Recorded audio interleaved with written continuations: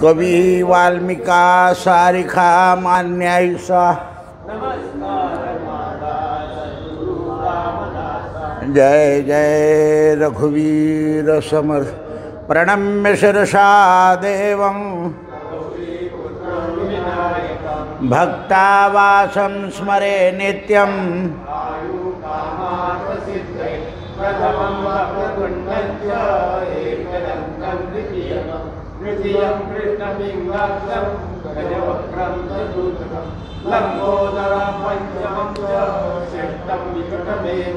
सप्तमं विघ्नराजेन्द्रं धूम्रवर्णं तथाष्टकम् एकादशं गणपतिं द्वादशैतानि नामानि न च विघ्नभयं तस्य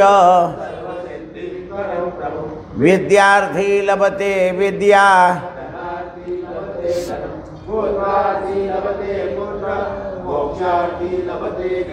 जपेद गणपति स्तोत्रम संवत्सरेण च सिद्धिं च अष्टभ्यो ब्राह्मणेभ्यश्च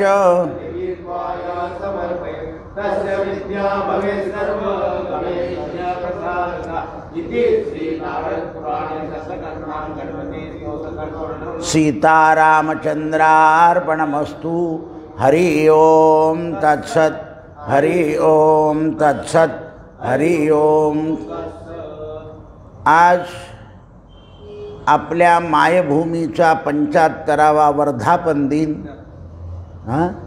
73वा वर्धापन दिन, देशाच्या गौरवाचा दिवस। या निमित्तानं भारत मातेला वंदन करून आजच्या प्रवचनाला सुरुवात करू। वंदे मातरम अशी ही आपली भूमी पवित्र, अनेक संतांनी पवित्र केली, अनेक देशातल्या पवित्र नेत्यांनी पवित्र केली आणि अशी पवित्र भूमी आपल्या ताब्यात दिलेली आहे। आपण या भूमीचा उपयोग घेतो आहोत, म्हणून जो आपल्याला उपयोग देतो त्याला वंदन करावं, म्हणून वंदे मातरम। आज आपला विषय असा दिलाय देवानं, देव आणि जीव। मनुष्य हा सदा भूतकाळात, वर्तमान काळात आणि भविष्य काळात जीवन जगण्याचाच प्रयत्न करीत असतो, पण भविष्य काळाचाही जीवानं विचार करू नये आणि गत काळ म्हणजे जो भूतकाळ आहे त्याचाही दुःखाने, द्वंद्वाने किंवा वैभवाने सुद्धा विचार करू नये, फक्त वर्तमान काळात जगावं। हा नियम कायम राहावा। देव मात्र भूत, वर्तमान काळ आणि भविष्य काळ यातले नसतात आणि देव हे निवृत्त नाही आहे। देव निवृत्त होत नाही, म्हणून जे कायम राहतात आणि जे भूतकाळ, वर्तमान काळात जगत नाही त्यांना देव म्हणतात। देवांना भूतकाळ, वर्तमान काळ आणि भविष्यकाळ याचं काही नाही। मानवाला भूतकाळ, भविष्यकाळ आणि वर्तमान काळ याची चिंता आहे। पहा तुम्ही, आता आपण वर्तमानात जगतोय ना, पण चिंताच आहे। देवांना नाही, देव निवृत्त होत नाही आणि ते कायम राहतात, म्हणून ते देव। माऊली देवाबद्दलची कल्पना सांगते। 9वा अध्याय 30वी ओवी। मनोनी अर्जुना मी नसे ऐसे कवन उठाव असे। अर्जुना, मी नाही असं एखादं ठिकाण दाखवून दे मला। परिप्राणियांचे दैव कैसे जे न देखती माते. मनुष्यांचं दैव असं आहे की त्यांना मी दिसत नाही, म्हणून ज्यांना दिसतात देव सदैव सगळ्या ठिकाणी, ते संत मानवाला देव दाखवतात. मानवाला देव दाखवतात. आम्ही जेव्हा काशीला गेलो ना, तो मी त्यांना म्हटलं अरे मातृपितृ तीर्थावर जायचं. तर म्हणे महाराज येते कशाचं मातृ. म्हटलं मी तुला दाखवतो चाल. तो रिक्षावाला म्हणे मी 40 वर्ष झाले या शहरात राहतो आणि तुम्हाला माहीत नाही. म्हटलं चाल दाखवलं त्याला. कारण ते सत्याच्या शोधात संत असतात नेहमी, लक्षात ठेवा.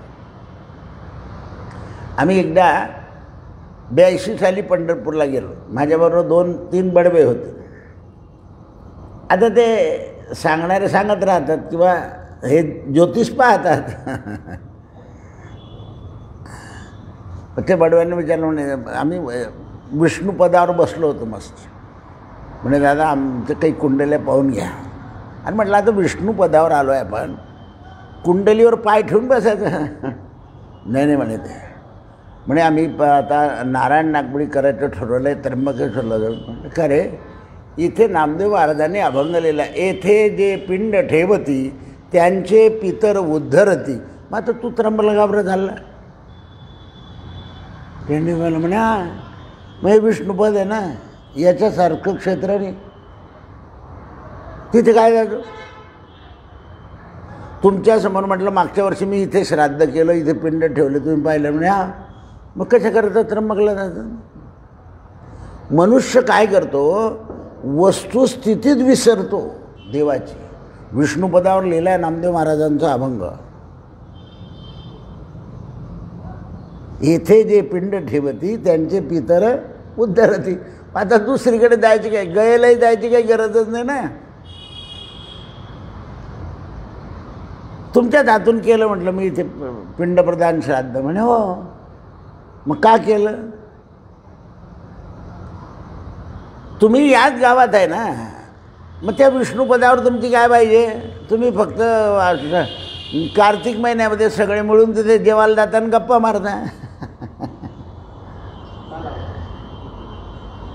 जे पद आहे त्याचं महत्त्व राहिलं पाहिजे.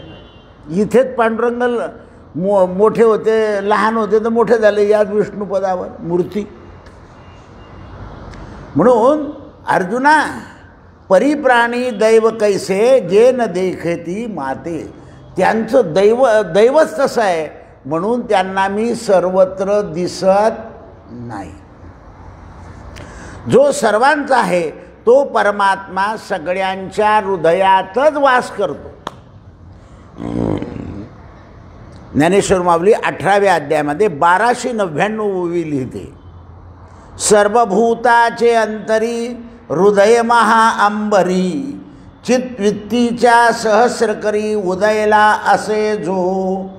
कसा म्हणे, जो सर्वत्र सर्वज्ञ आहे व सर्वांच्या अंतःकरणाला चालवण्याचं काम, जाणीव देण्याचं काम करतो, ते ज्ञान देवाच असते. आमच्यावर देवाची कृपा आहे की दुसऱ्याच्या अंतःकरणातलं आम्हाला जरी कळत नसलं तरी एक दिवस हे सगळं कळेल. जे समर्थ आहेत कोण, परमात्मा. देव जे आहे ते समर्थ आहे. कर्तृत्व अकर्तृत्व अनन्यकृत शक्ती त्यांच्याकडे आहे. तात्पर्य जे सदा सर्वदा सर्व ठिकाणी सर्वज्ञ आणि समर्थ आहे अशांना देव म्हणतात. समर्थ काय करता नव्हे महाराज. काय नाही करू शकत परमेश्वर. मुक्याला बोलवतात, पांगळ्याला चालवतात. देव व जीवाचा अनादिकालापासून कायमचा संबंध आहे. देव आणि जीव आपला आणि देवाचा संबंध अनादिकालापासून, पण या मायेमुळे विसर पडलेला आहे. माया काय करते, बाह्य जगाच्या ज्ञानामध्ये आपल्याला रमवते. बाह्य जगाच्या ज्ञानामध्ये किंवा वास्तव्यामध्ये आपल्याला रमवून टाकते आणि मायेच्या बाह्य जगाच्या ज्ञानामध्ये आपण रमतो, म्हणून देवाला ओळखत नाही. नामदेव महाराजाचं उदाहरण नेहमी येतं आपलं, नाम्या मला ओळखलं पाहिजे तू म्हणे, मग देवा ओळखणार नाही का तुम्हाला? आलेच रूप घेऊन जेवताना. नामदेव महाराज जा रे म्हणे, भाऊ हे सगळ्यांचं जेवण होते. अरे नाम्या ऐक रे, मला ओळख. जयांना कोणी ना अंतरी तया जाऊन उठवावे. तिथे देव आहे, त्याला ओळखता आलं पाहिजे.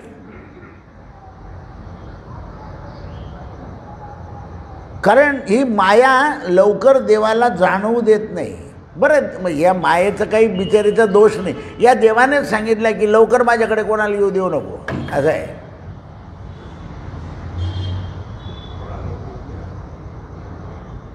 तर पट्टेवाल्याला तुम्ही 10 रुपये द्या ना, तो साहेबाला सांगतो, साहेब पुष्कळ वेळा येऊन गेले त्यांना आता घेऊन यामध्ये 10 रुपये. तो पहिल्यांदाच आलेला असतो, पण तो काय सांगतो, कोणी पाठवलं पुढे? मायेने दिलं काम. मग आता काम झालं ना, त्याला 10 रुपये दिले, त्याला सगळ्यांना हा सांगत सुटतो त्याचं काम झालं. तो आता तू उच्च बैस झालं ना काम, उच्च बैस. मायाच काम करते. बरं, ती अशी आहे, तिच्यावर जास्त विश्वास ठेवला तर रडायला लावते. माया रोया, तिचा प्रादुर्भावही तसाच आहे. म्हणून अनादिकाळापासून या जीवाचा संबंध आहे. देव सिंधू आणि जीव बिंदू. म्हणून समुद्राच्या सर्व पाण्यामध्ये जे गुण आहेत ते सर्व गुण छोट्या बिंदूमध्ये सुद्धा असतात. पण समुद्रात ताकद असते, छोट्या बिंदूमध्ये थेंबामध्ये ताकद नसते. समुद्रामध्ये ताकद आहे, मोठे मोठे लाट. त्यातला जो तुषार आहे त्याच्यामध्ये ताकद नाही, तो विसरून जाईल. देव जसा अविनाशी आहे, जीव सुद्धा अविनाशीच आहे. देव ज्याप्रमाणे अविनाशी, त्याप्रमाणे हा जीव सुद्धा अविनाशी. कसं? भगवद्गीता ज्ञानेश्वरीतला 2रा अध्याय 144वी ओवी. जैसे जीर्ण वस्त्र सांडिजे, मग नूतन वेढिजे, तैसे देहांतराते स्वीकारिजे चैतन्यार्थे. जसं आपण जुनं वस्त्र टाकून देतो, नवं वस्त्र घेतो, तद्वत आपल्याला हे शरीर सोडायचं आहे आणि दुसरं घ्यायचं आहे. म्हणजे जीवसुद्धा नासत नाही, फक्त बदल होतो. एखाद्या वेळा मच्छर होतो, एखाद्या वेळा ढेकून होतो, एखाद्या वेळा हत्ती होतो, आणि पाप पुण्य समान झालं की मनुष्य होऊन जातो. ज्याप्रमाणे मनुष्य जुनं सोडतो आणि नवं घेतो, ईश्वर अंश जीव अविनाशी, चेतन अमल सहज सुखराशी. कोण म्हणतं? तुलसीदास. देव चेतन आहे, जीव पण चेतन आहे, पण देव जसा दिसत नाही त्याप्रमाणे जीव सुद्धा दिसत नाही.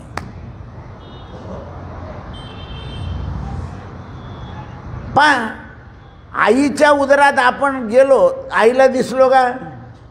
आणि आपल्या शरीरातून जीव जेव्हा बाहेर पडतो तेव्हा दिसतो का? नाही. देवही दिसत नाही आणि जीवही या शरीरात आला की तो भासाला लागतो. बोलताना तुम्ही असंच म्हणता, माझा जीव घाबरतोय. म्हणजे माझा जीव, म्हणजे जीव वेगळा आहे आणि मी वेगळा आहे. बोलताना बोललं जातं. माझा पाय दुखतोय, माझं डोकं दुखतंय, म्हणजे शरीर वेगळं आहे. बोलताना आपण बोलतो तत्वज्ञान, पण ते तत्वज्ञान बोलतं हे आपल्याला उमजत नाही. कारण अनेक लोक बोलत आले, ते आपण ऐकलेलं होतं.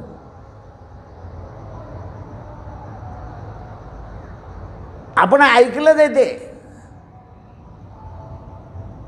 पहा तुम्ही, अगदी छोटंसं प्रमाण सांगतो. घरामध्ये 3 दीर आहे, त्यांना आई नाही आहे दीरांना, आणि भाऊजाईला मुलगा झाला.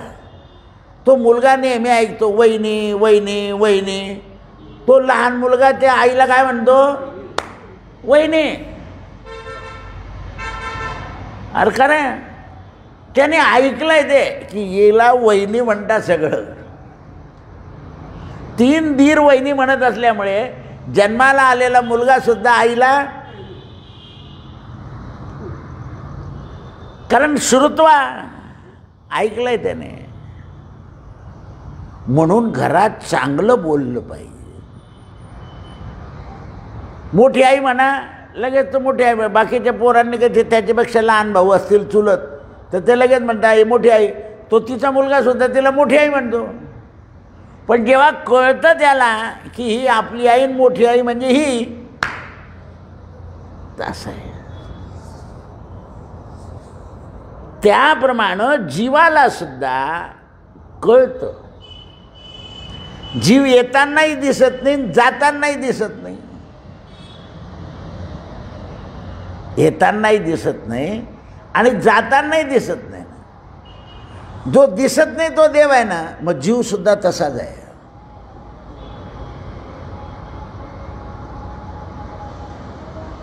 पण आपल्याला ते ज्ञान नाही म्हणून आहे. म्हणजे कशामुळे ते, अज्ञानामुळं. उपनिषदामध्ये असं सांगितलंय, जीव किती सूक्ष्म आहे असं जर तुम्हाला पाहायचं असेल तर ज्याचे लांब केस आहे त्याचा एक केस काढा आणि त्या केसाचे 10,000 तुकडे करा. लांब केसाचे एवढा बारीक आहे तो, करून पहा.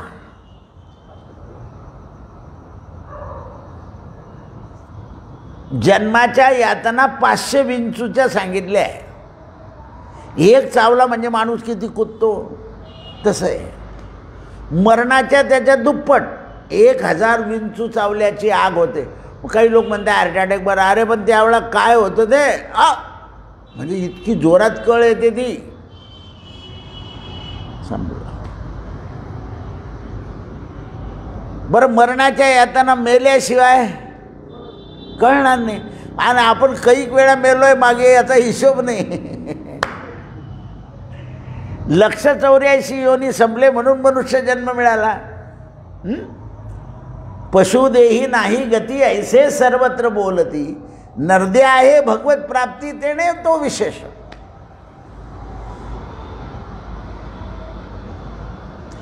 म्हणून ते म्हणतात, श्वेतांग उपनिषदामध्ये सांगितलंय, जीव एवढा लहान आहे पण शक्ती प्रचंड आहे. काय शक्ती आहे त्याच्यामध्ये, तर तो ईश्वराचा अंश आहे. देवास महत्व आहे त्याप्रमाणे जीवाला सुद्धा महत्व आहे. जीव निघून गेला म्हणजे देह आहे. देह म्हणजे ओल्या मातीचा गोळा.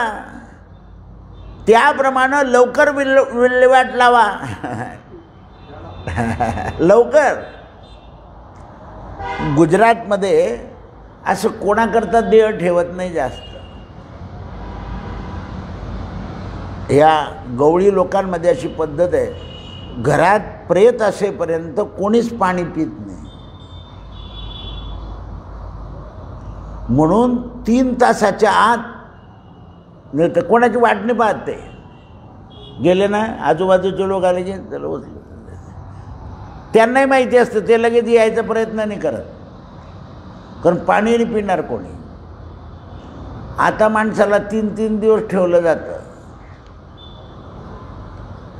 कारण काय, ते नियम नाही राहिले ना. गल्लीत जर प्रेत असलं तर कुठल्याच घरी स्वयंपाक होईनापूर्वी नाही रे, ते जाऊ दे. मग पोरं मागच्या गल्लीत कोणाच्या घरी खाऊ घालून जाते ना, आणि लोक खाऊ घालायचे. समोरच्या गल्लीमध्ये आता परवा एका ठिकाणी हळद होती, तो माणूस समोर गेला, मध्ये फडकं लावा जेव्हा कारण काळ बदललाय. म्हणून जीव आणि देव दोन्ही सारखे आहे. मग ज्याप्रमाणे देवाचा आदर केला जातो ना, त्याप्रमाणे या जीवाचा सुद्धा आदर झाला पाहिजे. याच्याकरता एक दृष्टांत आहे रामायणामध्ये, रामायणात घेऊन चालतो. रामाने वालीला मारल्यानंतर वालीची पत्नी तारा ही शोक करते. राम प्रभू तिला विचारतात, तू का रडते? ती सांगते, माझा पती गेला. प्रभू म्हणतात, ज्याच्याबरोबर संसार केला तो पंचमहाभूताचा पुतळा तुझ्या समोर पडलाय. म्हणे हो, मग त्याच्यातून जीव निघून गेला हे तू कशावरून सांगते? तू पाहिलं का जाताना? मी आधीच सांगितलं तुम्हाला. म्हणे नाही. तो आला तेव्हा कोणाला दिसला होता का? म्हणे नाही. मग गेला का सकाळ ना आला का सकाळ? तू कशावरून सांगते? म्हणे पद्धत आहे सांगायची, पुरं कोणाला माहिती आहे. मग बघ, जर तू त्याला पाहिलंच नाही तर त्याला माझा कसा म्हणते? आणि मग त्याच्याबद्दल शोक का करते? त्यावेळेस जो नित्य आहे त्याचा शोक करते का? म्हणे नाही. ताराला सगळं ज्ञान होतं पण उमजत नव्हतं. ज्ञानी होती. ज्या वेळेला माणसावर वैयक्तिक संकट येतं ना, त्यावेळेला त्याला उमजत नाही. मग रामाने तिला समजवलं आहे की बघ, अमर कोणी आहे का? खरं पाहिलं तर सगळं खरं आहे का खोटं आहे? तुकाराम महाराज म्हणतात, जीव मरण पाहता सुद्धा नाही, जीवन देखे मरण, धरी नवी सांडी जीर्ण, संचिता प्रमाण, भोगी शुभ अशुभासी. काय करतो म्हणे मनुष्य? आपल्या संचिताप्रमाणे शुभ आणि अशुभ बघतो. मग जीवास जीव पण कशामुळे आहे? तर मायेमुळे. माया आहे म्हणून जीवाला जीव पण आहे. हा माझा मुलगा, ही माझी पत्नी, हा माझा पती, म्हणून जीव पण आहे. तैसे भूता जात सर्व, हे माझेची करवी अवयव, परिमाये योगे जीव दशे आला. 7वा अध्याय 66वी ओवी ज्ञानेश्वर महाराज. जीव अवघे देव, परी नागवी संदेह. सगळे जीव देव, कारण मम वांश जीव लोके जीवभूत सनातना. प्रत्येक जीव ईश्वराचा अंश आहे, पण ते माया नागवते त्यांना. आपण मुलगा आपला ऐकत नसला का नाही, हो लग्नाच्या आधी चांगला होता, त्या मायेनेच त्याला बिघडवलं, त्या पोरीने बिघडवला. मायेवरच उदाहरण जातं. म्हटलं पहा, तुमचा जर 99% सोनं असतं तर बिघडला. ज्या अर्थी तो बिघडतो त्या अर्थी तो चांगला नाही. नाही ना, आमचं अगदी 100% ऐके. ते त्यांचं सोडतच नाही. ते पा सोनं मातीत जरी पडलं तर माती त्याला लागतच नाही. लोखंड मात्र नाश पावतो. कुठूनही सोनं काढा तुम्ही, तसं पिवळं जर्दच दिसेल तुम्हाला. तसं आहे, आपला जर पक्का असेल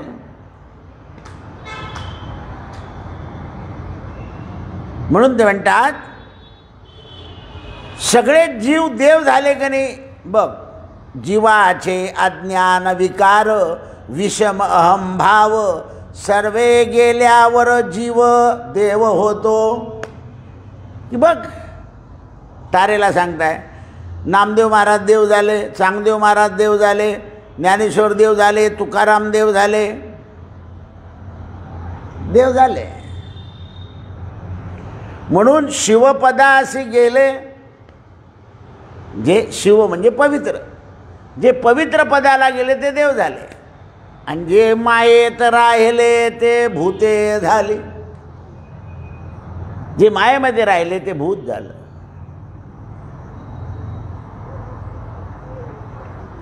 काही काही लोक देवाचं नामस्मरण करत हरिपाठ करत जातात, तरी त्याला तुम्ही असं म्हणता की हा घरात दिसतो, आणि त्याने हरिपाठ म्हटल्याने जाताना म्हणे मग गेला तो नाही, घरात दिसत नाही. मनाची कल्पना करा. आपला जो स्नेह आहे त्या स्नेहामुळे तो आपल्याला भासतो. स्नेहामुळे भासतो म्हणजे मायेमुळे तो भासतो. म्हणून हे देव झाले. संत कृपेने देवाच्या प्रेम भक्तीने जीवाचा मळ जातो. उपाय सांगितला. संत कृपा आणि देवाचं प्रेम या जीवाचं मळ काढते आणि जीवाचा मळ निघाला की मनुष्य देव होतो. जसे आपले देव आहे, 15-20 दिवस आपण घासले नाही की ते मलिन होता आणि त्याला काही आंबट लावलं की चकित होतात. त्याप्रमाणे आपल्याला जर ईश्वराचं प्रेम वाढत गेलं तर आपला मळ निघत जातो. म्हणून घे रामनामाची वडी, नित्य धूतसे पासोडी. ही जी पासोडी आहे ही धूत जा रामनामाने, म्हणजे त्या मनाचा मळ निघून जाईल. मन निर्मळ झालं की तू देव झाला. जोपर्यंत मन निर्मळ नाही तोपर्यंत, जसं एखाद्याला बरं वाटत नसलं, आई म्हणते भाऊ तुला नजरच लागली, तिने नजर काढली की लगेच तू म्हणतो बरं वाटायला लागलं. असं आहे ते. एकदा समर्थांना व्याधी होती आणि शिवाजी राजे आले. आल्यानंतर शिष्यांनी सांगितलं की राजे आले. ते घोंगडीला म्हणे थोड्या वेळ थंडी सांभाळ, मी राजाशी बोलून घेतो. ती घोंगडी उडत होती. शिवाजी राजे अरे म्हणे तुझ्याशी बोलायचं होतं ना, तोपर्यंत तिला सांगितलं की तू इथे थांब, मी बोलून घेतो. म्हणे मग महाराज तिला आकलून द्या. नाही नाही नाही नाही, ते भोगून घ्यावं लागेल म्हणे. तेव्हा राजांच्या लक्षात आलं की हे एवढे अधिकारी असून सुद्धा भोग भोगतात, भोग भोगल्याशिवाय सुटत. म्हणून त्या दिवसापासून शिवाजी राजाने पुन्हा समर्थांना दुसरं काही विचारलं नाही. भोग भोगावे लागणार. शेवटी सुद्धा काय सांगितलं की आता भगवंताच्या हातात आहे, आपल्या हातात काय निशांत बैस. आणि समर्थसुद्धा गडावर चलून गेले, खाली उतरलेच नाही पुन्हा. तर काही गोष्टी बस कालाय तस्मै नमः. आता सुद्धा काळ कसा आहे, काही नाही, तुम्ही नुसते घरात बसून राहा, काहीच बाई बोलायचं नाही, तोंड बंद, लांब, गर्दीत जायचं. 3 गोष्टी सांगितल्या. तरी गुरुजी म्हणे मी लग्नाला चाललो. म्हटलं ऐक ना, मी गेल्याशिवाय होणार नाही, मरवलं मरून जा, राहील का लग्न. गेल्या आल्याशिवाय कसं होईल. म्हटलं तुझा मुलगा किती वर्षाचा, 8 वर्षाचा, त्याच्या लग्नाला किती वर्ष बाकी आहे अजून, 20 वर्ष. गुच्चूप बहीण. नाही नाही, किती वर्ष आपल्याकडे कोणी आलं पाहिजे. म्हटलं किती वर्षाचे आहे, 8. अजून वर्ष किती लग्नाला, 20. कोणी पाहिलं का तो त्याचं लग्न करून येतो, कोणी कोणाला माहिती आहे. मनुष्य काय करतो, ह्या आपत्तीला सुद्धा आपल्याकडे ओढून येतो. आपत्तीला तर कर्मगती भगवान म्हणतात, त्याची काय आहे, कर्मगती. उद्धवजी कर मन की गती न्यारी. म्हणून देवात जसं जन्म मरण नाही तसं संतांना सुद्धा जन्म मरण नाही. बीज भाजोनी केली लाही, आम्हा जन्म मरण नाही. तुकाराम महाराज म्हणतात, कर्मानेनो धर्मानेनो आम्ही काही. ज्ञानदेव म्हणतात, आम्हा येणे जाणे नाही. म्हणून देव आणि जीव एक आहे. देव पहावयासी गेलो, देवची होवोनिया ठेलो. पण ही मधली जी माया आहे ही जीवाला उमजू देत नाही. जीवाला म्हणून आपल्याला काय सांगितलंय बघा, की स्मशानातून जाऊन आल्यावर आंघोळ करायची आणि त्या गोष्टी सांगायच्या नाही. लोक काही गोष्टी सांगतात घरी आल्यावर, कोणी करायला नव्हतं मलाच करावं लागलं बांध, हे बोलायचंच नाही काही. कारण अज्ञान जीव जे असतात त्यांच्या मनावर त्याचा पगडा बसून जातो आणि माणसाच्या मनामध्ये भय घुसून जातं. अरे आमचे लोक प्रेत वगैरे जवळ थांबताना तुम्ही त्यांना आल्यावर जेवायला बसा म्हणून ते लगेच जेवायला बसून जातात. कपड्यासहित त्या ड्रेससहितच जेवून घेतात ते त्यांना. कारण कारण ते त्याच्याशी संलग्न होत नाही. तुम्ही संलग्न झाले की ते तुमच्या मागे लागलं. आता डॉक्टर लोक पोस्टमॉर्टम करून येतात, ते काय घरी झाल्यावर आंघोळ करता का? नाही, ते डोक्यातून काढून त्या लगेच जेवायला बसले की चालले पुन्हा पण तपासायला. ते त्या कर्माशी संलग्न. पण त्यांचा जर कोणी नातेवाईक असेल तर मात्र ते, कारण संलग्न होऊन जातात त्याच्याशी काय होता, संलग्न होऊन जातात. मग ही जी माया आहे ही जीवाला देवापासून दूर करते. बरं, देवानेच तिला सांगितलेलं आहे की तू शुद्ध पारखून तारखून माझ्याकडे पाठव. माया ही देव कार्य करते. माया ही देव कार्य करते. पूर्वी आपल्याकडे नवीन वस्त्र जर नेसायचं असेल ना तर त्याला कुंकू लावत असत आणि दुसऱ्याला नेसायला द्यायचं आणि मग नेसायचं धोतर. त्याचं कारण आहे, त्याच्यावर स्नेह बसायला नको. आता दुसऱ्याला देणं बिणं कुंकू लावणं बिणं काही नाही, तिथेच लावून पाहून घेतात ती. त्याचे कारण तसे आहे. आणि बा प्रेताला नवीन वस्त्र असलं तरी त्याला काय करायचं, फाडायचं मग नेसवायचं. आता मी परवा तर तुम्हाला सांगितलं ना, आम्हाला तर कमरेचं द्यावं. कारण काय आहे ते, कोणत्याही जीवाचा सत्कार घडला पाहिजे.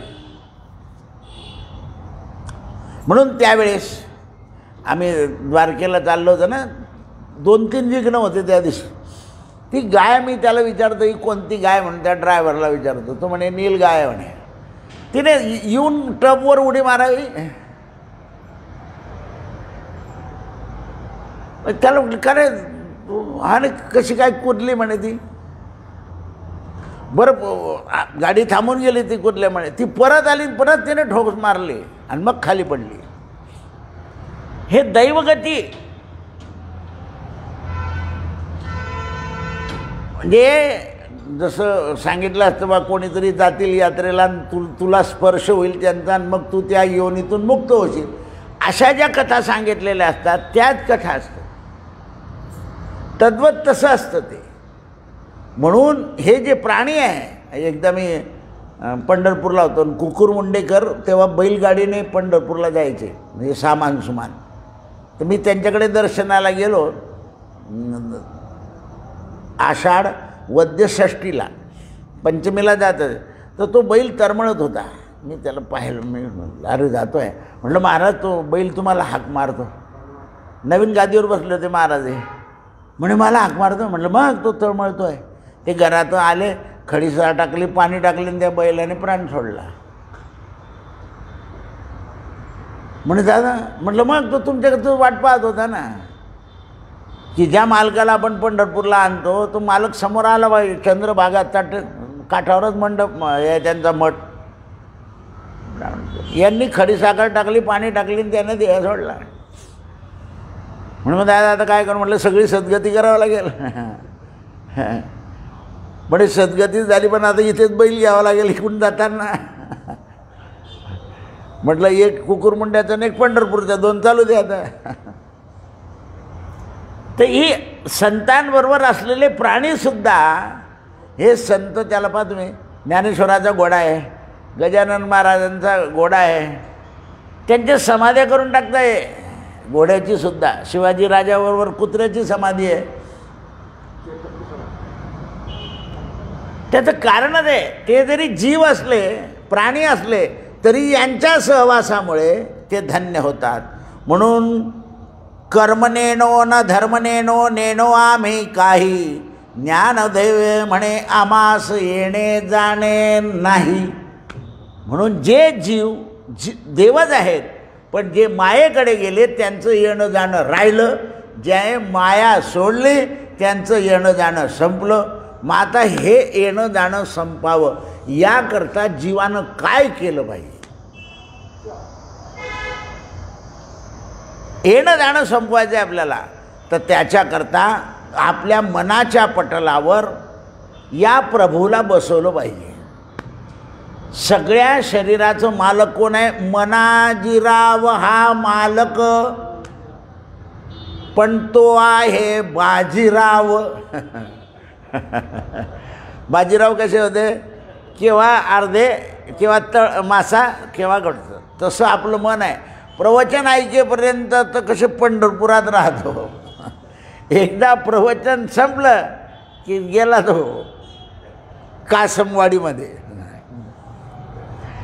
असं आहे ते.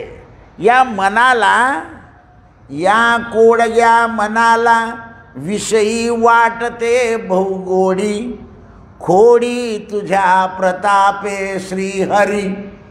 प्रार्थना केली आहे संतांनी की हे कोडगं मन आहे, याला विषयी गोड वाटते, म्हणून श्रीहरी तू याच्या खोड्या मोड. या मनाला ध्यान लावल्याशिवाय हे ठिकाणावर येत नाही. उद्या आपला विषय आहे ध्यान. कोणतं? सुंदरते ध्यान उभे विटेवरी, करकटावरी ठेवोनी तुळशी हार गळा कासे पितांबर, आवडे निरंतर हेची ध्यान. तर उद्या ध्यान हा विषय आहे. अगदी मन घेऊन या, म्हणजे ध्यान चांगलं ऐकता येईल. तुम्ही म्हणाला आज आम्ही मन आणलं नाही का? मन आणलेलं आहे बरोबर, पण उद्या घेऊन या की ते ध्यानामध्ये रमलं पाहिजे. सत्यगुरु राये कृपा